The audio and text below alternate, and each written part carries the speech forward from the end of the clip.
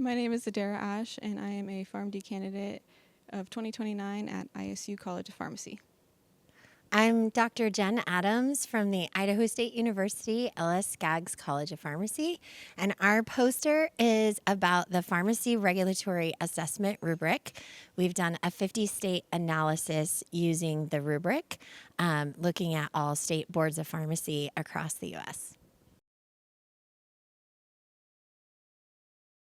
So I have worked for a number of years with a handful of colleagues from across the country, first in developing the Pharmacy Regulatory Assessment Rubric, and we used a modified Delphi process to analyze the rubric and determine the weighting of each of the categories to see which of the components were the most important for personnel as well as for facilities. And now we've taken that just one step further and used the rubric to analyze all 50 states. I think partly to show the differences among states, which I think everybody knows. When you've seen one state, you've seen one state. But I think it's very helpful to be able to see which states are more permissive and which states are more restrictive as it relates to the way they regulate both pharmacy personnel and facilities.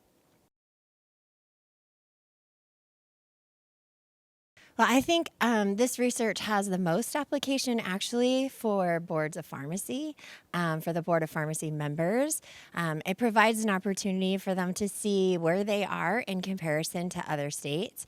And it actually can provide a roadmap that makes it very easy for a state to make changes to become a little bit more permissive as it relates to pharmacy practice.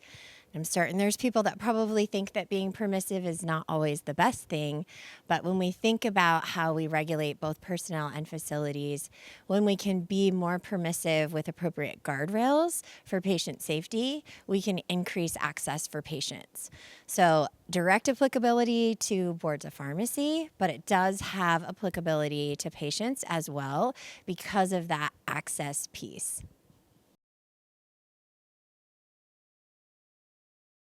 What can be taken away from this is that this rubric can be used for states and regulators to critically assess each state and look for areas of improvement regarding pharmacist practice authority and what can be done to increase access to care for patients.